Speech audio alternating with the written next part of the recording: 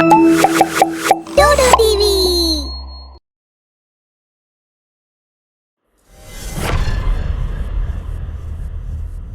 நாம் ஒரு இலக்கை அடையணும் அப்படின்னா ஒரு பாதையில் பயணிக்கணும். நமக்கு பிடிச்ச மாதிரியான இலக்கை நாம் பயணித்து அடைஞ்சிட்டோம்னா அதோட சந்தோஷமே வேற. ஆனால் இந்த பயணம் நடுவில் நின்றுடுச்சுன்னா, ஒருவேளை இது முடிவே இல்லாமல் இருந்துச்சுன்னா, நீங்கள் பயணம் பண்ணிட்டு இருக்க அந்த ரோடு ஒருவேளை உங்களை மரணத்துக்கு எடுத்துகிட்டு போய் விட்டுருச்சுன்னா, அடுத்து என்ன நடக்கும்னு தெரிஞ்சுக்க தொடர்ந்து பாருங்க. பார்க்கலாம் முடிவே இல்லாத பாதை.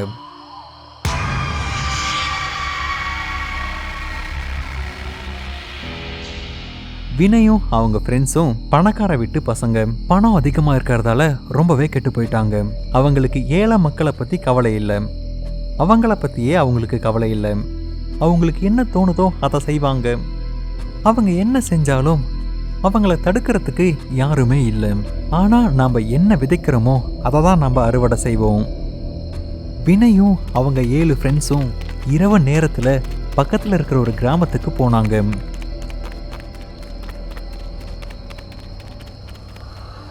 அந்த கிராமத்தில் இருக்கிற ஏழை மக்களுக்கு இறந்தவங்களை புதைக்கிறதுக்கு கூட இடம் இல்லை. அதனால அவங்க அங்க இருக்கிற ரோடு ஓரத்தில் இறந்தவங்களை புதைப்பாங்க. அந்த ரோடு கிட்ட இருக்கிற ஒரு போர்டில் எழுதி இருந்தது, நீங்க எங்களை நிம்மதியா தூங்க விட்டா நாங்க உங்களை நிம்மதியா தூங்க விடுவோம்.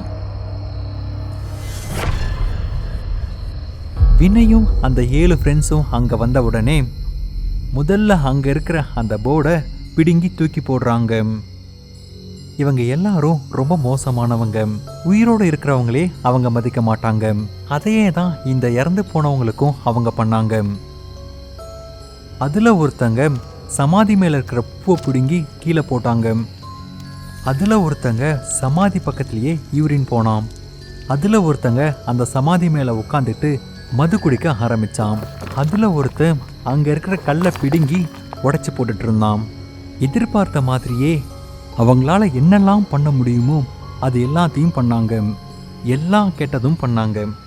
இதெல்லாம் பண்ணி போர் அடிச்சதுக்கு அப்புறம் இன்னும் முன்னாடி போக ஆரம்பிச்சாங்க. இது வரைக்கும் வினையும் அவங்க ஃப்ரெண்ட்ஸும் அவங்களுக்கு என்னெல்லாம் பிடிக்குதோ அதெல்லாம் பண்ணாங்க. இப்போ வேற ஒருத்தங்களுக்கான டர்ன். இந்த பாவம் பண்ணவங்களுக்கு தண்டனை கொடுக்க போறாங்க.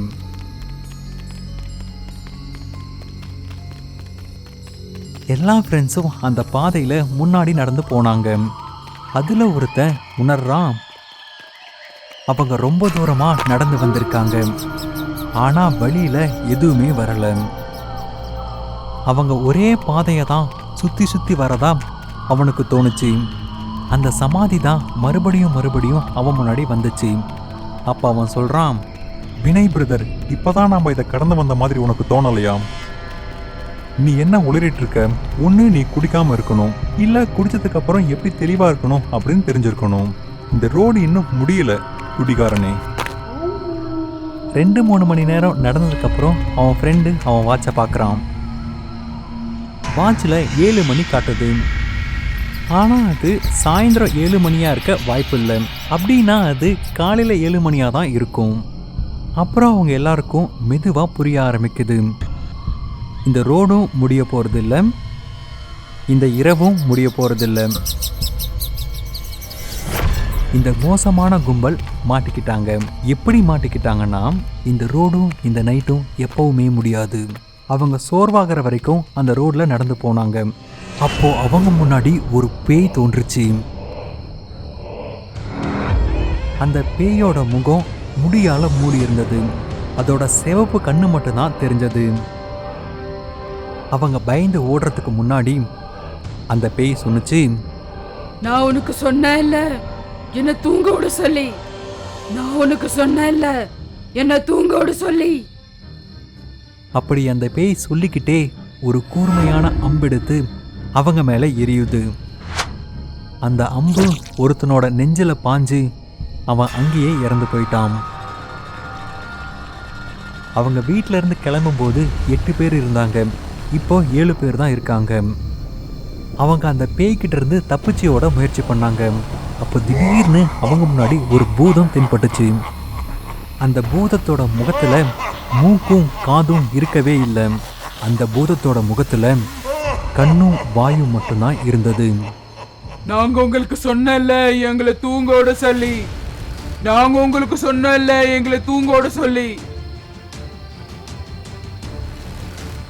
அந்த பூதம் அப்படி சொல்லிட்டு அதோட கையை மேலே நீட்டுது. அப்போ உடனே பக்கத்தில் இருக்கிற மரங்கள்லாம் எழுந்து இவங்க மேலே விழுது. அதனால இன்னும் 3 ஃப்ரெண்ட்ஸ் இறந்து போயிட்டாங்க. இன்னும் 4 பேர் தான் அந்த கேங்க்ல மீதி இருக்காங்க. பயத்தால் அவங்க எல்லாரும் ஓட ஆரம்பிச்சாங்க. எல்லாரும் ரொம்ப சோர்வடைஞ்சிட்டாங்க. குடிக்க தண்ணி கூட இல்லை. இருந்தாலும் அந்த நைட்டும் அந்த ரோடும் முடிவடையவே இல்லை.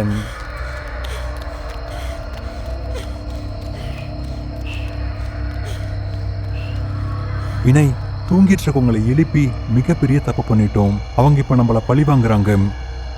ஆமா ஆமா ஐன்ஸ்டீன், இப்ப எனக்கு புரிஞ்சது இவங்க ஏன் இப்ப நமக்கு இப்படி பண்றாங்கன்னு. இப்போ இதுக்கு ஒரு சொல்யூஷன் சொல்லு, இல்ல வாயை மூடிட்டுரு. அப்போ திடீர்னு ரோட்ல ஒரு பள்ளம் தோன்றுது. அதில் ஒருத்தன் விழுந்துடுறான். அதில் இன்னும் 3 பேர் தான் இருக்காங்க. அதில் ஒருத்தன் சொல்கிறான், இந்த சமாதியில நம்ம என்னெல்லாம் சேதப்படுத்தி இருக்கோமோ அதை எல்லாத்தையும் சரி பண்ணிடலாம். அப்போ நம்ம உயிரோட இருக்க வாய்ப்பு இருக்கு.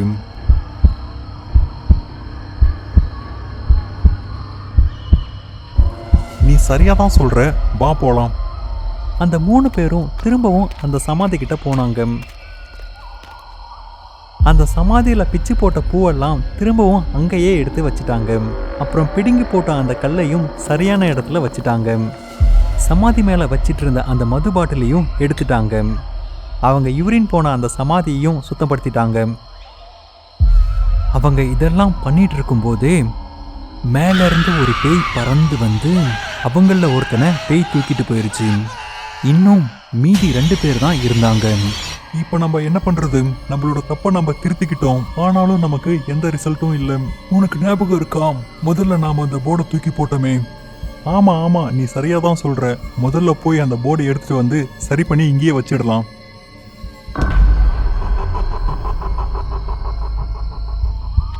அதை சொல்லிட்டு அவங்க 2 பேரும் அந்த போர்டை எடுத்துட்டு வந்து அங்கேயே நட்டு வச்சிட்டு இருந்தாங்க. அந்த சமயத்தில் அந்த பேயும் பூதமும் ஒன்றா இவங்களை நோக்கி வருது. அந்த பேய் வரதை பார்த்து அந்த போர்டை முன்னாடி இருந்த இடத்துலையே 2 பேரும் சீக்கிரமாக வைக்க பார்த்தாங்க. அந்த பேய் இவங்களை நெருங்கிறதுக்கு முன்னாடியே இவங்க போர்டை கரெக்டான இடத்துல வச்சுட்டாங்க. அப்போ உடனே அந்த பேயும் பூதமும் காணாமல் போயிடுச்சு. அது மட்டும் இல்லாமல் அங்கே இருந்த இருள் விலகி விடியல் காலையாச்சு. மீதி இருக்கிற 2 பேரும் காரில் உட்காந்து வீடு திரும்பிட்டு இருந்தாங்க. இனிமேல் இவங்க யாரும் கல்லறையில் தூங்கிட்டு இருக்கவங்கள தொல்லை பண்ண மாட்டாங்க. அப்படி பண்ணா என்ன நடக்கும்னு உங்களுக்கு தெரியும்.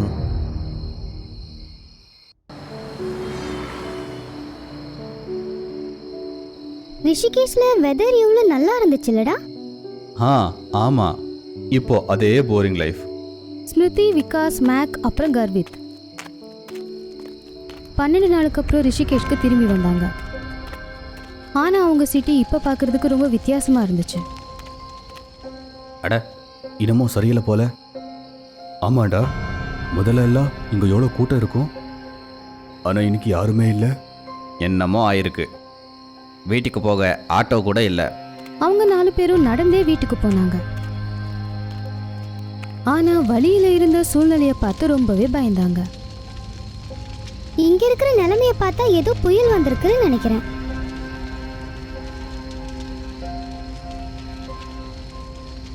அட, என்னவோ ஆயிருக்கு. ஏதோ சரியில்லைன்னு தோணுது.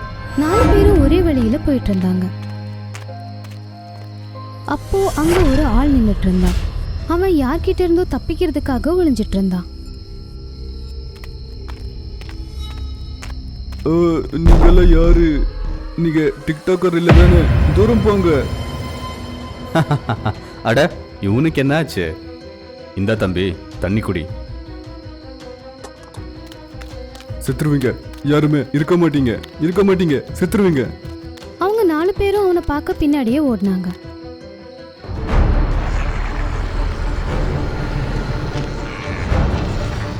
அட கடவுளே, என்னடா இது? அட இது ஏதோ பார்க்க ஹாலிவுட் படம் மாதிரி இருக்கு. அதெல்லாம் நம்மக்கிட்ட வருது. நம்மளை உயிரோட சாப்பிட்றோம். போடுங்க.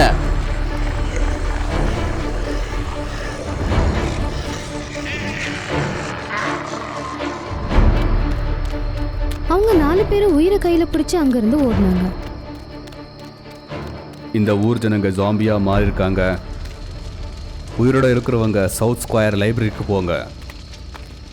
அட நம்ம ஊரு என்னதாண்டா ஆச்சு நம்ம ஊருக்கு? டைம் கம்மியாக இருக்குது. நம்ம உயிருக்கே ஆபத்து. நாம் சீக்கிரம் சவுத் ஸ்கொயர் லைப்ரரிக்கு போயாகணும். 4 பேரும் உயிரை காப்பாற்றணுங்கிற பயத்தில் அங்கிருந்து ஓட ஆரம்பிச்சாங்க.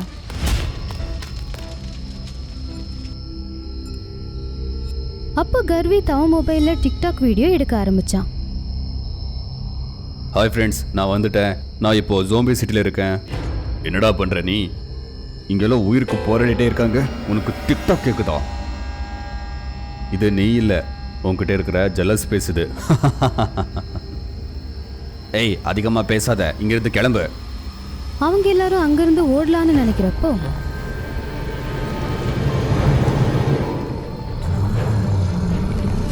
கைஸ், அவனை பாருங்க என்ன நடக்குதுன்னு. எனக்கு என்ன தோணுதுன்னா அந்த ஜோம்பி இவனையும் இன்ஃபெக்ட் பண்ணிடுச்சுன்னு. ஃப்ரெண்ட்ஸ், அவனை தள்ளியே வைக்கலாம், இல்லைன்னா நம்மளை அவன் சாப்பிட்ருவான். இவனை இங்கே விட்டு போக முடியாது. ஜாம்பி இவனை முழுசாக தின்னுடும். ஃப்ரெண்ட்ஸ், நான் நல்லா தான் இருக்கேன். நான் உங்களை உயிரோடு சாப்பிட போகிறேன். கைஸ், கர்வித் நம்மளோட ஃப்ரெண்ட். இந்த மாதிரி சூழ்நிலையில அவனை எப்படி தனியா விட்டுட்டு போறது? டிக்டாக் நண்பர்களே, இதுதான் ஜாம்பி சேலஞ்ச். எல்லா இடமும் ஜாம்பியா மாறிடுச்சு. உயிரோட இருக்கிறவங்க சவுத் ஸ்கொயர் லைப்ரரிக்கு வாங்க.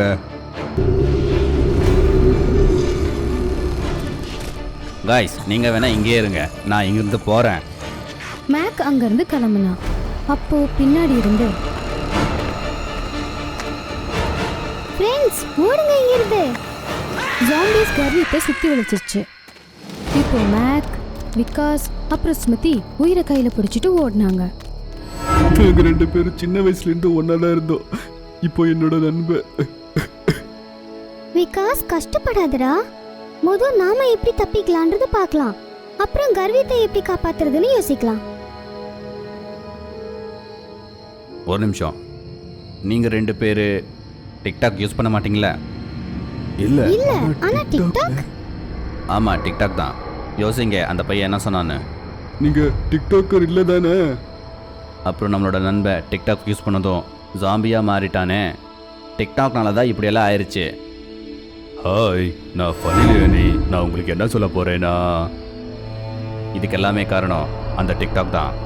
என்னவோ, ஆனா ஒரு வழிதான் இருக்கு. சவுத் ஸ்கொயர் லைப்ரரிக்கு உடனே போகணும். அவங்க 3 பேரும் சவுத் ஸ்கொயர் லைப்ரரி பக்கம் போனாங்க. நைட் ஆயிடுச்சு. கொஞ்ச தூரத்துல அவங்களுக்கு ஒரு பெரிய வீடு தெரிஞ்சது.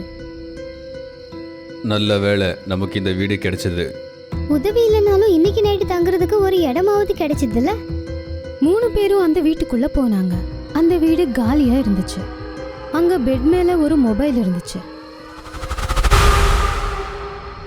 இன்னைக்கு இங்கே தூங்கிட்டு விடுறதுக்குள்ள இந்த வீட்டை விட்டு போயிடலாம். கதவு ஜன்னல் எல்லாத்தையும் மூடுங்க. அப்புறம் யாரும் தூங்க கூடாது. நைட் எல்லாம் காவல காக்கணும். 3 பேரும் காவல காக்க ஆரம்பிச்சாங்க. கொஞ்ச நேரம் கழிச்சதுக்கு அப்புறம் விகாஸோட பார்வை அந்த பயங்கரமான ஜாம்பி மேல விழுந்துச்சு. மேக், எந்திரிடா. டேய், எந்திரிடா. மேக் முழிச்சு பார்த்தா. பக்கத்துல ஜாம்பி இருந்ததை பார்த்து ரொம்பவே பயந்துட்டான். அப்போ ஜாம்பி மேக்க பிடிச்சு அவனுடைய கழுத்தை கடிக்க முயற்சி பண்ணுச்சு. அப்போ ஸ்மிருதி பின்னாடி இருந்த ஒரு கட்டையை எடுத்து ஜாம்பி மேல போட்டான். ஜாம்பி தரையில விழுந்துருச்சு. தலை உடைஞ்சு அங்கேயே செத்து போச்சு. ஃப்ரெண்ட்ஸ், நம்ம இங்க இருக்கிறது அவ்வளோ சேஃப் இல்ல. நாம இங்க இருந்து போயாகணும். வாங்க சீக்கிரம் கிளம்புங்க. 3 பேரும் அந்த வீட்டை விட்டு வெளியே வந்து ஓட ஆரம்பிச்சாங்க. எல்லா இடமும் ரொம்ப இருட்டா இருந்ததுனால 3 பேரும் ஒருத்தங்க கை ஒருத்தங்க பிடிச்சுக்கிட்டு சவுத் ஸ்கொயர் லைப்ரரி பக்கம் போனாங்க. அப்போ திடீர்னு மேக்குக்கு அவன் பக்கத்துல ஏதோ இருக்கிற மாதிரி தோணுச்சு. விகாஸ், பயமுறுத்தாத. கையெடு. டேய், நான் ஒன்றும் பண்ணலையே. மேக் இருட்டுல உத்து பார்த்தா. 3 பேரும் அங்கிருந்து ஓடினாங்க. ஜாம்பி இவங்க பின்னாடியே போச்சு. இவங்க ஓடி ஓடி ரொம்ப டயர்ட் ஆயிட்டாங்க. இன்னும் எவ்வளவு தூரம்டா? ஜாம்பி கிட்ட இருந்து தப்பிக்கணும்னு ஓடி ஓடியே செத்துருவோம் போல இருக்கு. பயப்படாதீங்க, 9 நிமிஷத்துல போயிடலாம். 3 பேரும் இன்னும் கொஞ்ச தூரம் நடந்ததுக்கு அப்புறம் ஃப்ரெண்ட்ஸ், அங்க பாருங்க, லைட் எரியுது. நாம வந்துட்டோம்னு நினைக்கிறேன். 3 பேரும் அந்த வெளிச்சம் தெரிஞ்ச இடத்துக்கு போனாங்க. பார்த்தா அது அந்த லைப்ரரி தான். 3 பேரோட சந்தோஷத்துக்கு அளவே இல்லை. ஃப்ரெண்ட்ஸ், நாம வந்துட்டோம். கடைசியா கஷ்டப்பட்டு வந்துட்டோம். வாங்க உள்ள போய் என்ன இருக்குன்னு பார்க்கலாம். 3 பேரும் அந்த லைப்ரரிக்குள்ள போனாங்க. ரொம்ப சந்தோஷமா இருந்தாங்க 3 பேரும். நடந்துட்டு இருக்கும்போது ஒரு பெரிய ஹால் வந்துச்சு. அப்புறம் அந்த ஹால்ல நிறைய ஜனங்க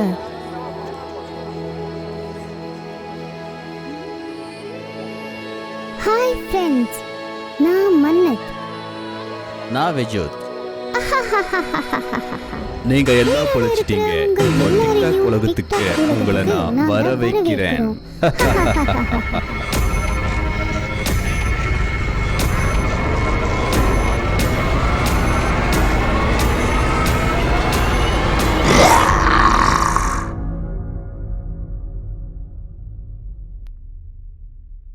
உத்தரகண்டுக்கு போற வழியில பக்கத்துல ஒரு 12 கிலோமீட்டருக்கு முன்னாடி ஒரு கெஸ்ட் ஹவுஸ் இருக்கு. அந்த கெஸ்ட் ஹவுஸ் சிட்டியை விட்டு ரொம்ப தூரம் தள்ளி இருந்துச்சு. வெயில் காலத்துல கூட அங்க யாருமே தங்குறதுக்கு வரவே மாட்டாங்க. இதுக்கு காரணம் என்னன்னா, அந்த கெஸ்ட் ஹவுஸ்ல பேயு பூதம் எல்லாமே இருக்குன்ற நியூஸ் தான். கொஞ்ச பேருக்கு அந்த வீட்டோட மாடியில ஏதோ விசித்திரமான சத்தம் கேட்டுச்சான்.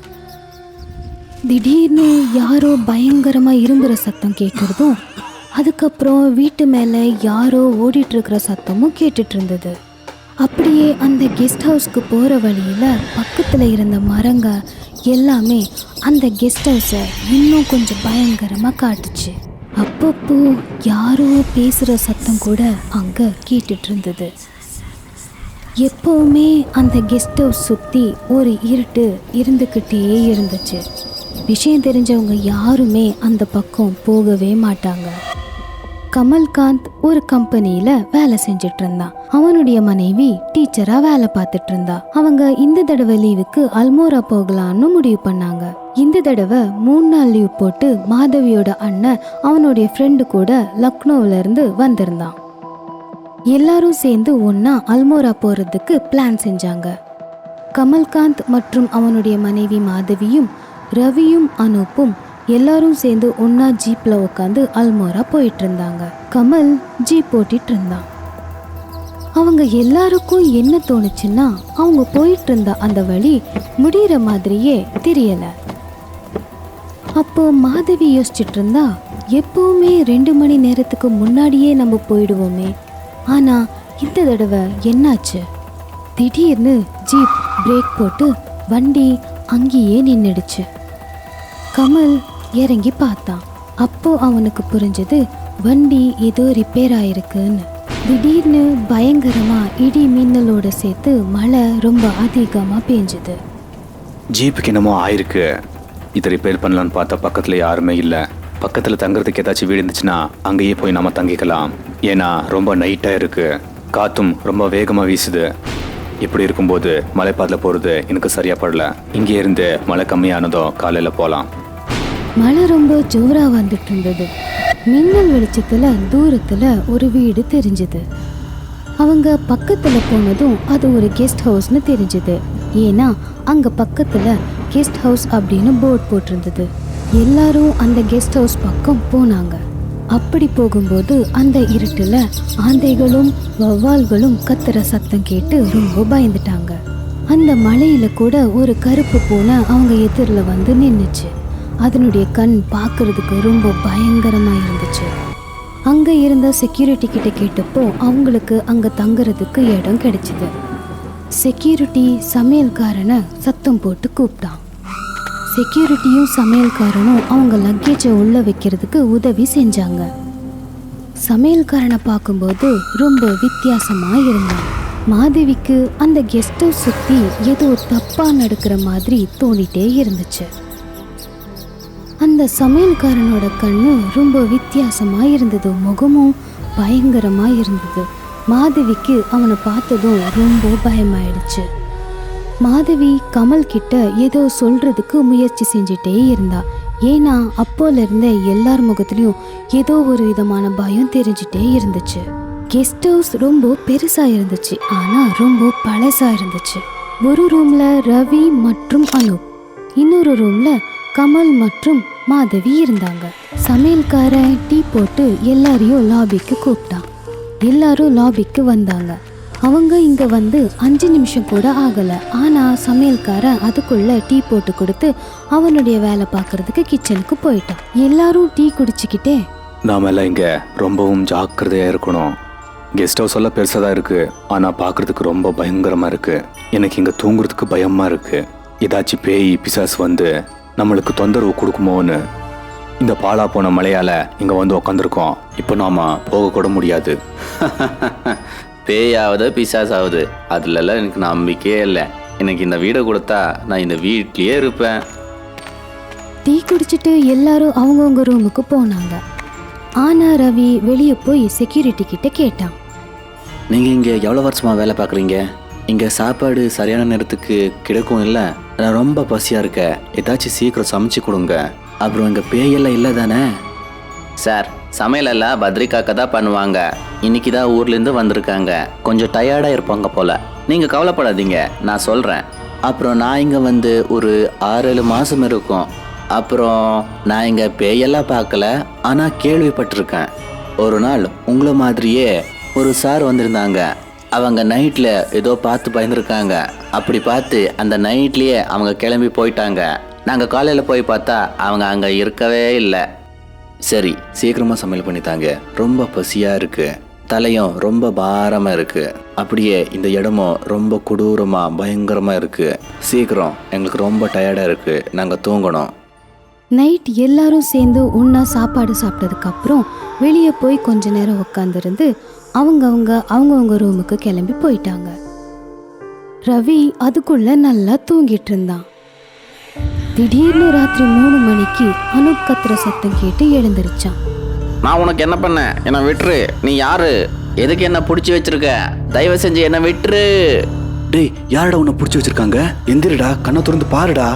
அனூப் தூக்கத்துல இருந்து எழுந்திருச்சான். ரவி ஓடி போய் லைட் போட்டான். அப்போ அனூப் மறுபடியும் கத்துனான். டேய், அங்க பாரு, ஜன்னல்கிட்ட யாரோ இருக்காங்க. அவ என்னையே பார்த்துட்டே இருக்கா. ரவி ஜன்னல் பக்கமா பார்த்தான். பார்த்த உடனே கடகடான்னு நடுங்க ஆரம்பிச்சிட்டான். ஏன்னா ஒரு பயங்கரமான உருவம் ஜன்னல் பக்கத்துல நின்றுட்டு இருந்தது. அதோட கண்ணு நெருப்பு மாதிரி எரிஞ்சுக்கிட்டு இருந்தது. உடனே 2 பேரும் பயந்து போய் கதவை திறக்க முயற்சி பண்ணாங்க. ஆனா கதவு வெளியே இருந்து யாரோ பூட்டியிருந்தாங்க. ரவி ஜோரா கத்துனா. அப்போ பக்கத்துல அறையில இருந்த எல்லாரும் ஓடி வந்து கதவை இடிச்ச போது கதவு உடனே திறந்தது. எல்லாரும் உள்ள வந்து பார்த்த உடனே ஏதோ விசித்திரமான சத்தம் கேட்டுச்சு. அந்த சத்தம் எப்படி இருந்துச்சுன்னா, யாரோ உள்ள இருந்து வெளியே ஓடுற மாதிரி கேட்டுச்சு. உடனே மாதவி ஜன்னல் வழியா போய் எட்டி பார்த்தா. ஆனா அங்க யாருமே இல்லை. அந்த வீட்டோட அக்கப்பக்கத்துல வேற எந்த வீடுமே இருக்கல. ரூம்ல எரிஞ்சிட்டு இருந்த லைட் வெளிச்சத்துல அங்கிருந்த ஒவ்வொரு சின்ன சின்ன பொருட்களோட நிழல் கூட ரொம்ப பயங்கரமா தெரிஞ்சது. நிறைய நேரம் வரைக்கும் எல்லாரும் சோஃபால உட்காந்து பயந்து நடுங்கிட்டு இருந்தாங்க. மாதவி ஜன்னல் பக்கத்துல நின்றுட்டு இருந்தா. அப்போ கடிகாரத்துல இருந்து டிக் டிக் சத்தம் கேட்டுக்கிட்டே இருந்துச்சு. அப்போ வெளியே ஏதோ விசித்திரமான சத்தம் கேட்டுச்சு. யாரோ கதவை தட்டுற சத்தம் கேட்டு எல்லாரும் பயந்துட்டாங்க. ஏதோ ஒரு விசித்திரமான சத்தம் கெஸ்ட் ஹவுஸ் எல்லாம் கேட்டுட்டு இருந்துச்சு. அதுக்கப்புறம் கதவு தானா திறந்துச்சு. அப்போ அங்க உட்காந்துருந்தவங்க திடீர்னு குளிர்ல நடுங்க ஆரம்பிச்சாங்க.